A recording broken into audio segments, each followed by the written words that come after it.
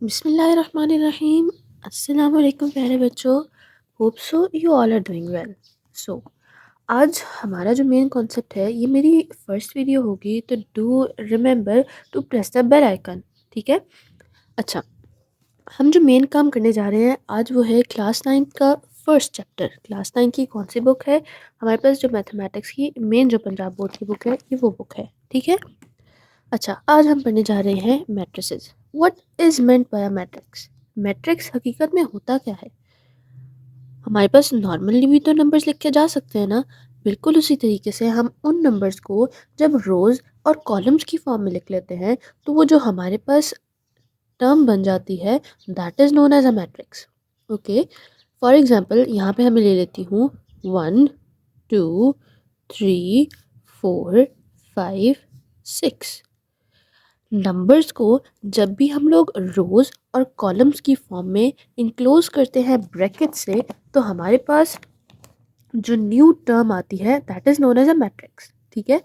अच्छा, सिमिलरली यहाँ पे कोई और भी नंबर हो सकते हैं, जैसे 1 की जगह मैं 11 भी कर सकती हूँ।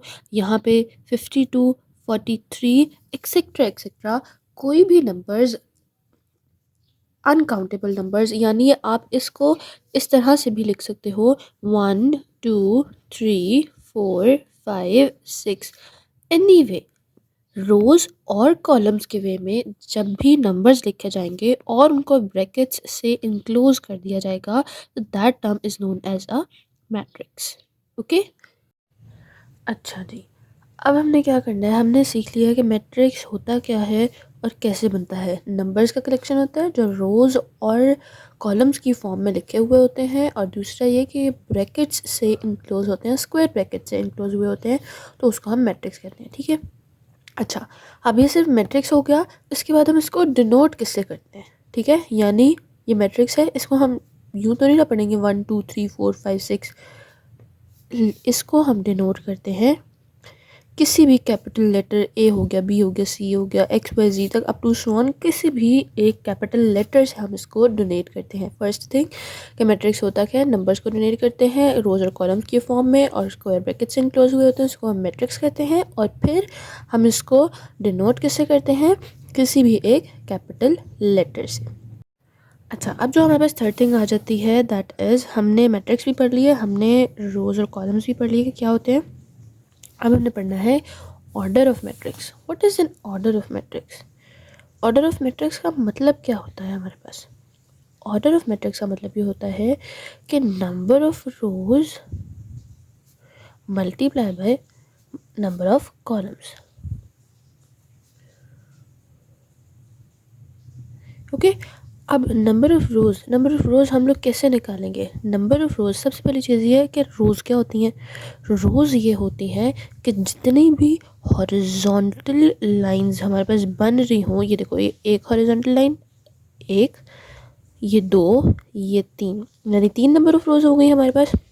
यानी जितनी हॉरिजॉन्टल लाइंस बन रही हो उतनी नंबर ऑफ रोज़ होती हैं। तो हमारे पास यहाँ पे 3 बन रही है, तो हमारे पास नंबर ऑफ रोज़ आ गई है हमारे पास 3, और इसके दोनों के दरमियान में होता है क्रॉस, 3 क्रॉस। और फिर हमारे पास आ गया number of columns. Number of columns का क्या मतलब होता है?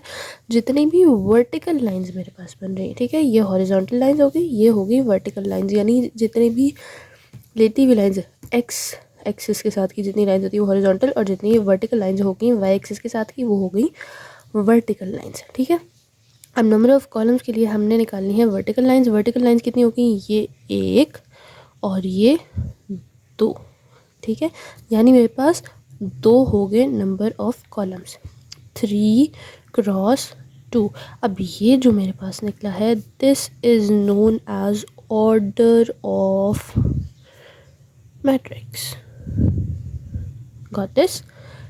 ऑर्डर ऑफ मैट्रिक्स कैसे निकलता है? Number of rows cross number of columns. अब रोज क्या होती हैं और कॉलम्स क्या होते हैं? रोज वो सारी की सारी लाइंस होती हैं जो हॉरिजॉन्टल बन जाएं, और कॉलम्स वो सारी की सारी लाइंस होती हैं जो वर्टिकल बन जाएं। यहाँ पे मेरे पास 3 बन रही थी हॉरिजॉन्टल लाइंस, तो मेरे पास 3 नंबर ऑफ रोज होगी। यहाँ पे मेरे पास 2 बन रही थी वर्टिकल लाइंस, तो मेरे पास हो गए 2 नंबर ऑफ कॉलम्स। ओके जी, तो प्यारे बच्चों, the next thing we are gonna study is equal matrices. अब इक्वल मैट्रिसेस क्या होते हैं, हमने तो सिर्फ मैट्रिक्स पढ़ा है, मैट्रिक्स इक्वल भी हो सकता है, होता है तो किसके इक्वल होता है, जाहिर है मैट्रिक्स है तो एक मैट्रिक्स के इक्वल हुआ ना। तो अब हम देखते हैं कि मैट्रिक्स जो है वो किस मैट्रिक्स के इक्वल होता है।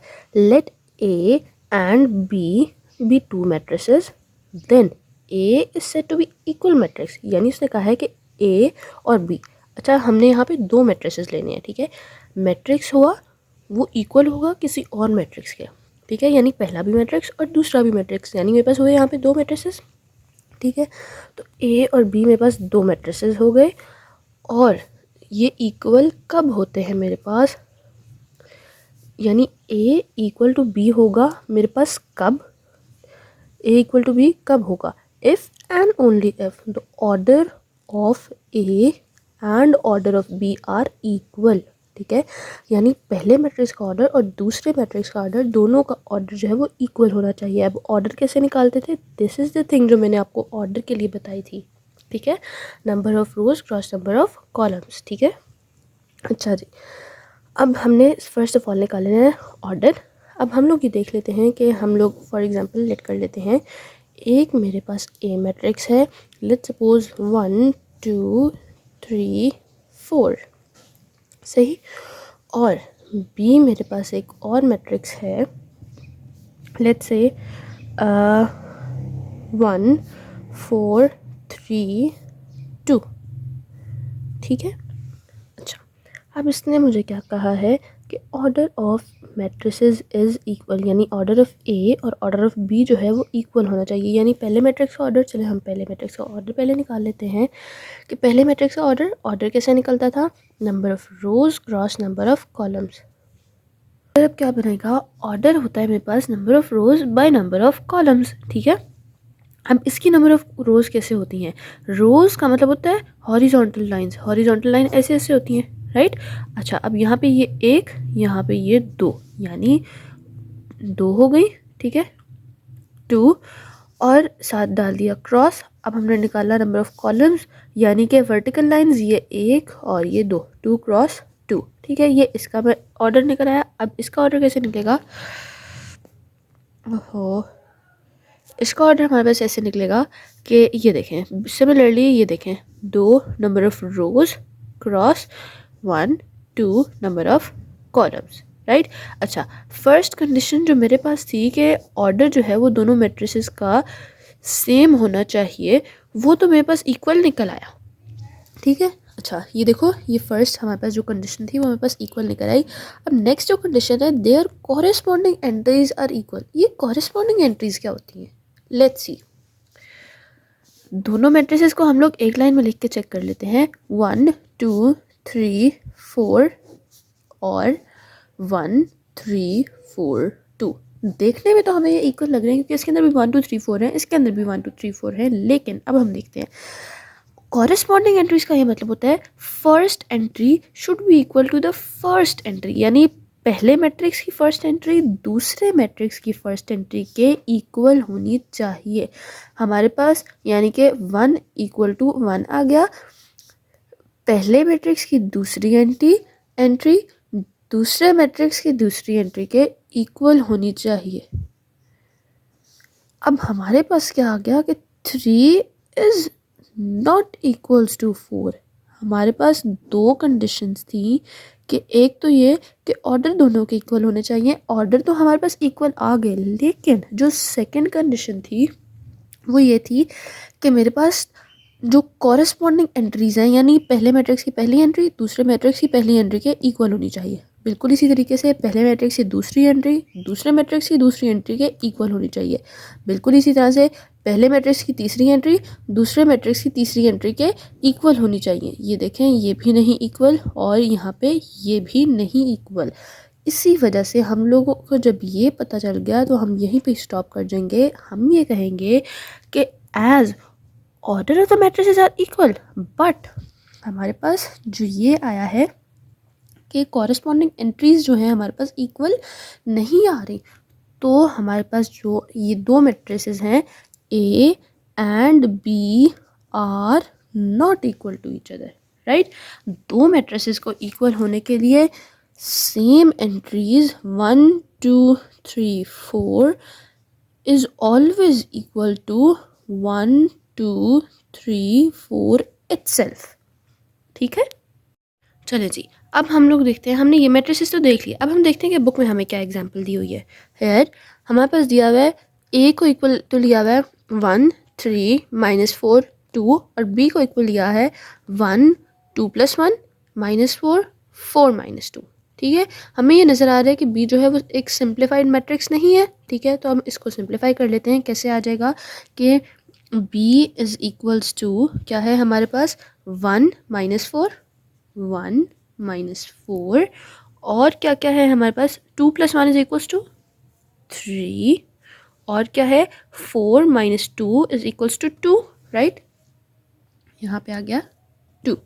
ओके, सो हमने ये देखना है कि यहाँ पे पहली चीज़ तो ये कि हमने ऑर्डर चेक करना है। First thing is to check the order and second thing is to check the corresponding entries. ठीक है, अच्छा फर्स्ट थिंग हमने चेक की कि ऑर्डर इक्वल है।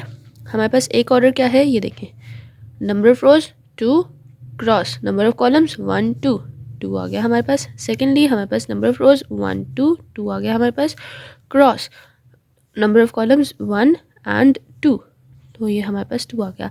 यहाँ पे इसको हम अलग अलग कॉलम्स के तौर पे डील नहीं करेंगे क्योंकि इसके अंदर ये कनेक्टेड हैं ऑपरेशन से, एक ऑपरेशन से ये दोनों कनेक्टेड हैं। ठीक है, तो ये देखें हमारे पास पहली चीज़ तो है कि हमारे पास ऑर्डर इक्वल हो गया। Second thing is there corresponding entries यानी पहले की पहली एंट्री दूसरे की पहली एंट्री इक्वल 1 = 1, राइट। सिमिलरली 3 = 2 + 1, ये हमने सॉल्व करके देख लिया था।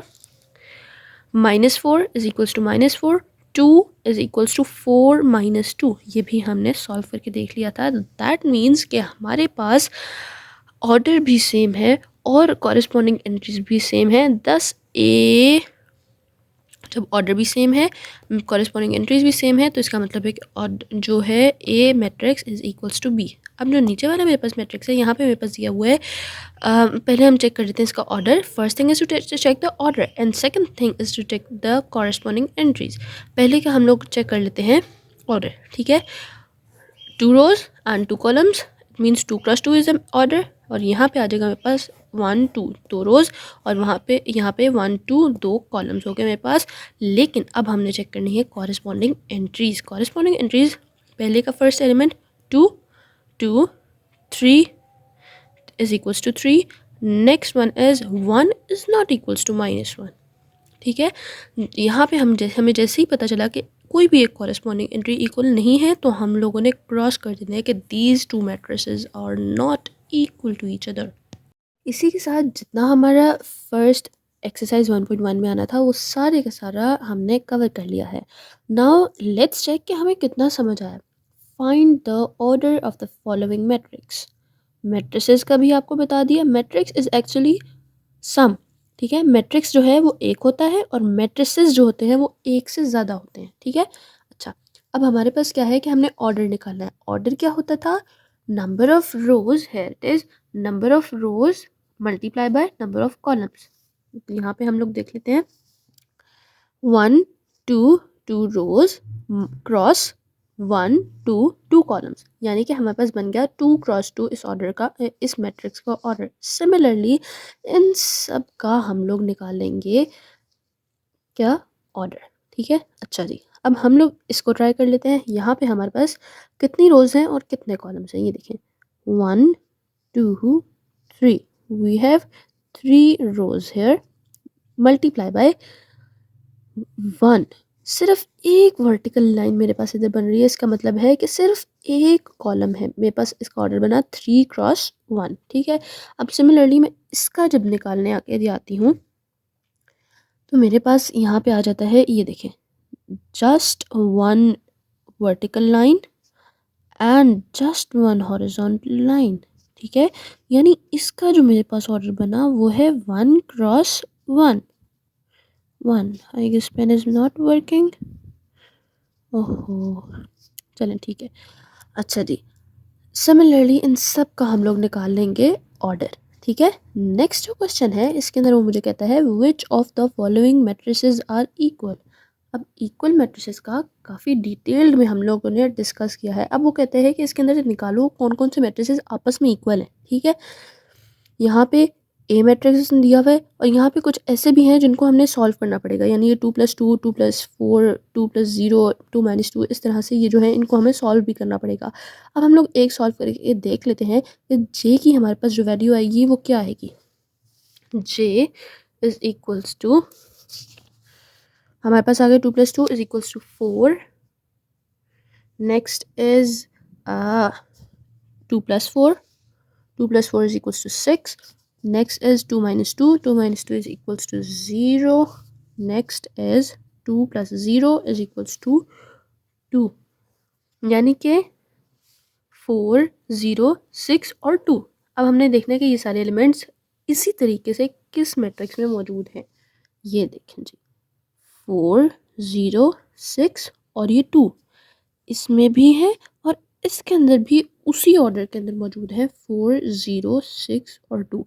और अगर मेरे पास यहाँ पे कॉरस्पॉन्डिंग एंट्रीज इक्वल ना होती तो हमारे पास मैट्रिसेस इक्वल नहीं होने थे।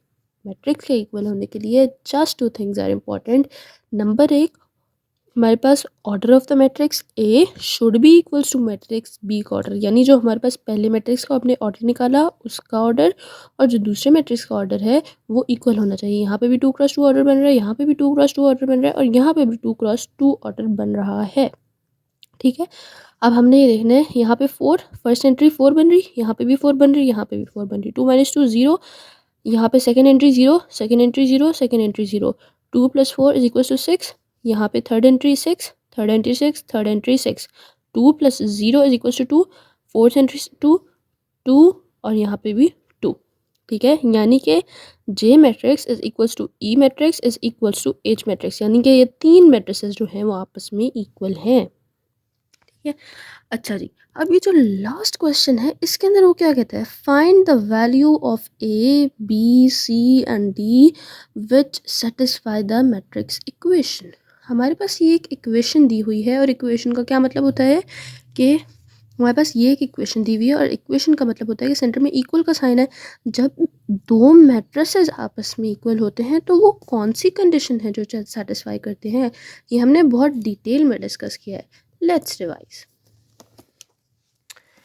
अच्छा जी, हमारे पास जब भी दो मैट्रिसेस इक्वल होते हैं, फर्स्ट कंडीशन जो वो सेटिस्फाई करते हैं कि ऑर्डर जो होता है दोनों मैट्रिसेस का वो इक्वल होता है। सेकंड वाली जो वो कंडीशन सेटिस्फाई करते हैं, इसका मतलब होता है कि पहली एंट्री के इक्वल, दूसरी वाली दूसरी के इक्वल। ये देखें, ये दोनों इक्वल हैं। पहली वाली पहली के इक्वल, दूसरी दूसरी के इक्वल, तीसरी तीसरी के इक्वल, चौथी चौथी के इक्वल होगी।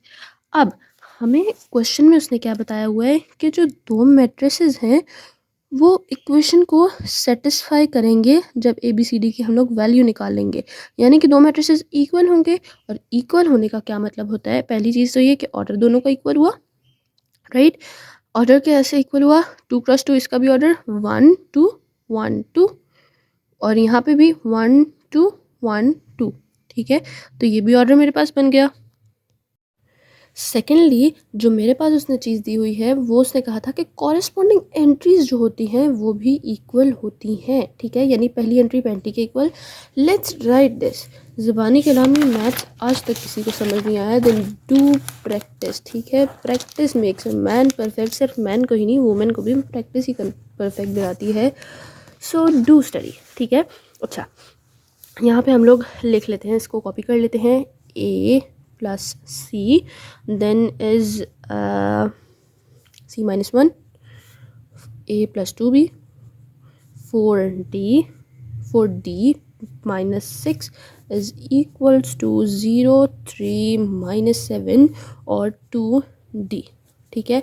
अच्छा जी, इसको सॉल्व करने का एक परफेक्ट तरीका जो है वो ये है कि हमें उसने दिया हुआ है कि इक्वेशन जो है वो इक्वल है, यहाँ पे दोनों मैट्रिसेस जो है आपस में इक्वल है। जब दोनों मैट्रिसेस इक्वल हुए तो मेरे पास सबसे पहले मैंने उसको बताना है, जब भी एक चेकर क्वेश्चन चेक कर रहा होता है आपने उसको detail, each and every detail बतानी होती है, ये समझते हुए कि आप उसको समझा रहे हो, ठीक है। दोनों इक्वल हैं, पहली कंडीशन जो इक्वल की सेटिस्फाई होती है वो होता है order of A is equals to order of B right, ठीक है। और जो सेकेंडली चीज़ होती है वो ये होती है कि कॉरेस्पॉन्डिंग एंट्रीज जो होती हैं IES वो भी आर इक्वल, राइट। अच्छा जी, अब जब कॉरेस्पॉन्डिंग एंट्रीज इक्वल होती हैं यानी मेरे पास A प्लस सी जो है वो 0 को इक्वल हुआ, हमारे पास एक इक्वेशन बन गई A plus C is equals to 0, right. और ये मेरे पास थी second term A plus 2B, second यहाँ पे कौन सी आई -7, यानी यहाँ पे मेरे पास दूसरी जो इक्वेशन बन गई वो है A plus 2B is equals to -7, right. तीसरी इक्वेशन मेरे पास क्या बन गई C-1 इज इक्वल्स टू, यहाँ पे तीसरी एंट्री है, तीसरी इक्वेशन मेरे पास बन गई C-1 इज इक्वल्स टू 3, और जो लास्ट वाली इक्वेशन मेरे पास बन गई 4D-6 is equals to 2D, 4D-6 is equals to 2D। Now what to do, ये देखो यहाँ पे दो अननोन्स हैं मेरे पास, दो अननोन्स को कभी भी मैं एक इक्वेशन से सॉल्व नहीं कर सकती क्योंकि उसके इनफाइनाइट आंसर्स हो सकते हैं, ठीक है। इनफाइनाइट आंसर्स ऐसे हो सकते हैं जैसे फॉर एग्जांपल मैं अगर सिर्फ लूँ A plus C is equals to 0, यहाँ पे मेरे पास आंसर A1B-1 भी हो सकता है, A2B-2 भी हो सकता है, A3B-3 भी हो सकता है, C-3 भी हो सकता है, ठीक है। बिल्कुल इसी तरीके से, और ये सारी की सारी जो है वो इस इक्वेशन को सेटिस्फाई करेंगे, लेकिन हमने वो निकालना है जो इन चारों को सेटिस्फाई करें। फिर हम इसको छोड़ के हम नेक्स्ट इक्वेशन की तरफ बढ़ते हैं। बिल्कुल इसी तरीके से यहाँ पे भी मेरे पास दो अननोन्स हैं, अब हम उसकी तरफ जाते हैं जहाँ पे सिर्फ एक अननोन है, ठीक है। Equation number 3 C-1 is equals to 3, यहाँ पे मेरे पास सिर्फ और सिर्फ एक अननोन मौजूद है, राइट। यहाँ पे हम लोग देख लेते हैं कि हम इसको कैसे सॉल्व करेंगे। C-1 इज इक्वल्स टू 3, ये माइनस, यहाँ पे माइनस हो रहे हैं, दूसरी साइड पे जाके ये प्लस हो जाएगा, तो यहाँ पे बन जाएगा C is equals to 3 + 1, C is equals to 4। अब मेरे पास C की जो वैल्यू है वो 4 आ गई है, यानी मैं इस C की वैल्यू को फर्स्ट इक्वेशन के अंदर डाल के A की वैल्यू निकाल सकती हूँ, राइट।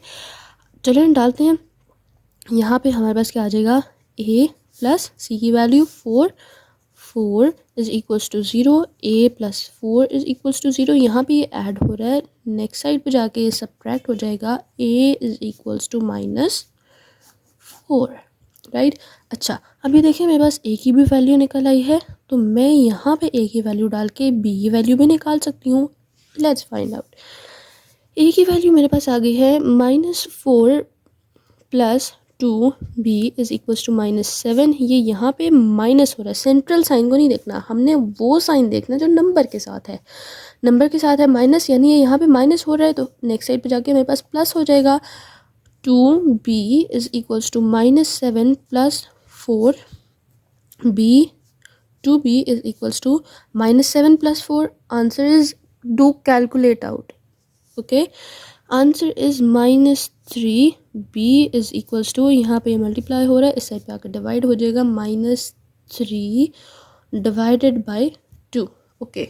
एक लास्ट वेरिएबल मेरे पास रह गया जो D था, उसको हम यहाँ पे, ये जो है ये भी एक single variable question, single variable है, यहाँ पे देखें 4D, यहाँ पे इसके साथ कौन सा साइन है, प्लस का, यानी जब कोई साइन नहीं होता तो इसका मतलब होता है प्लस का साइन है, ठीक है, ये equals to and this is plus, don't get confuse, यहाँ पे प्लस हो रहा है, नेक्स्ट साइड पे जाके माइनस हो जाएगा, -2D-6 इज इक्वल्स टू 0, और यहाँ पे आ जाएगा मेरे पास 4 - 2 is equals to 2D, -6 is equals to 0, यहाँ पे माइनस हो रहा है, नेक्स्ट साइड जाके मेरे पास प्लस हो जाएगा, 2D is equals to 6 and D is equals to 6/2 and D is equals to 3.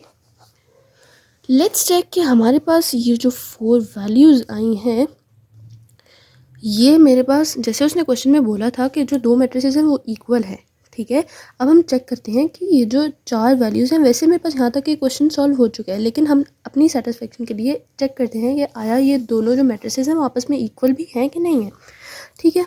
अच्छा जी, A की वैल्यू है मेरे पास -4 एंड C की वैल्यू है मेरे पास C इज़ +4,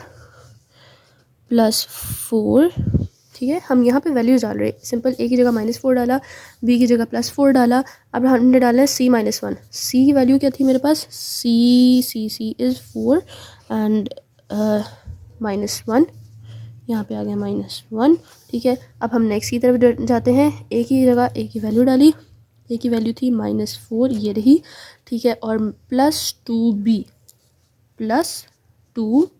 की जगह b की वैल्यू दैट इज़ -3/2, ठीक है। अच्छा जी, नेक्स्ट है मेरे पास ये, यानी मैंने d की जगह d की वैल्यू डाल दी 4d-6। दूसरी साइड पे मेरे पास सिर्फ एक वेरिएबल d है, उसकी भी हम लोग वैल्यू डाल लेते हैं 0, 3 -7 एंड दिस इज़ 2d, 2, और d की जगह d की वैल्यू आ गई 3, ठीक है। दिस इज़ 2, ठीक है, कंफ्यूज ना होना। और ये जो है ये स्क्वायर ब्रैकेट होगा। अब हम क्या करेंगे, -4 + 4 = 0, 4 - 1 = 3, और ये आ जाएगा मेरे पास -4, ये 2 इस 2 से कट गया, प्लस माइनस माइनस -3, और मेरे पास क्या हो गया, ओहो, डी की जगह डी की वैल्यू नहीं डाली, डी की वैल्यू इज़ 3, 4 3 = 12, 12 - 6 इज़ 6। ये मेरे पास बन गया एक मैट्रिक्स। और जो दूसरा मेरे पास बना दैट इज़ 0, 3 -7 एंड 6। ये देखें जी, फर्स्ट एंट्री फर्स्ट के इक्वल, दूसरी एंट्री 3 के इक्वल, 6 6 के इक्वल, और ये -4 - 3 इज़ इक्वल टू -7, यानी कि हमारे पास जो दोनों मैट्रिसेस थे those were equal. Thank you, take care, bye bye, Tata.